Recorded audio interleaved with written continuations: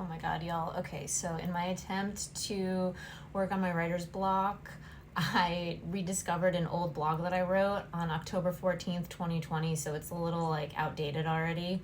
Why does bad sex happen to good people? As a sex educator, it is my job to help people learn about pleasure.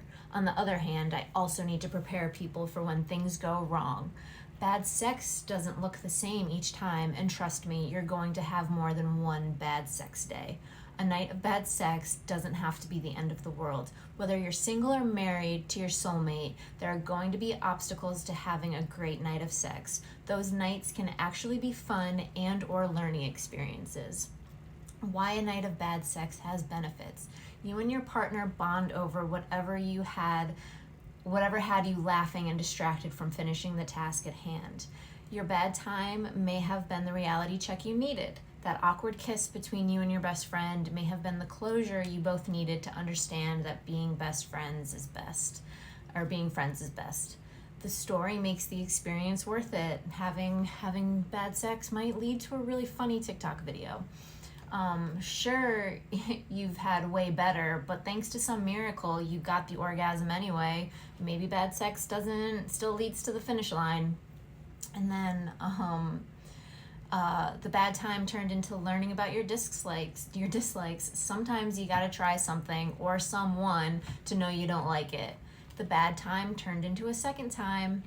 Not all bad sex has to be this nightmare of embarrassment. Of course, there are going to be times when you feel earth-shatteringly embarrassed, but having confidence can help you become resilient to those torturous feelings and may help you laugh about it with your partner. For those in relationships, couples put a lot of pressure on themselves to spice things up.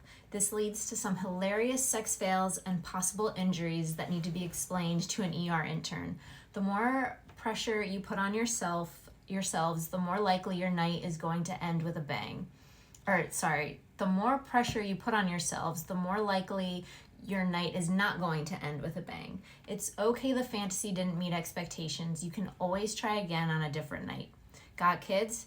The more interrupted sex you have, the better you get at finding opportunities for uninterrupted sex. Timing is everything, and when the stars don't align, you'll still have fun memories of trying to have sex in the pantry closet while your kids were on a Zoom date.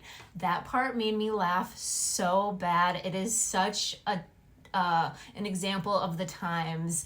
Like, I need to, if I ever republish this blog, I'm definitely gonna need to fix that Zoom play date part.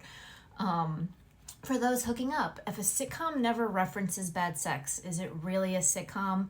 Bad hookups seem to be a part of the fabric of society. It's perfectly normal to have chemistry at the restaurant and none in the bedroom. Later on, I start dating a chemist 5 years later or 3 years later, so that's a funny line every time I think about chemistry.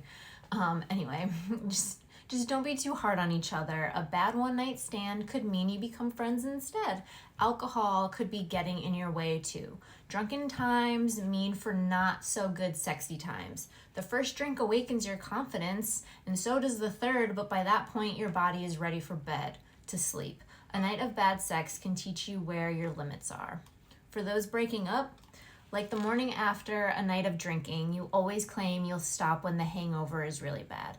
Use the bad sex you had with your soon-to-be ex as a reminder for what will be your future. Once they're your ex, don't be tempted to go back like you always do with the booze. And then conclusion.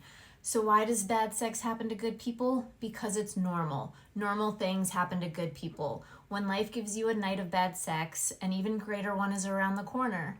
Fear-based ads want you to spend money to ease your anxieties about not being a good enough sex partner. Guess what? You are good enough.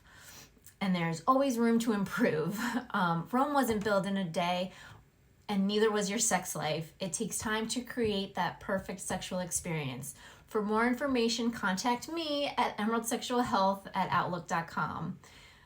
Talking to a personalized sexual health educator can help you build confidence or learn ways to improve your sexual well-being. So yeah, oh my God, I was so proud of that blog when it first came out, and it's just like, it is an historical artifact at this point. So yeah, if you've made it this far, thank you so much for listening to me read and try to fight my writer's block. I appreciate it. Thanks.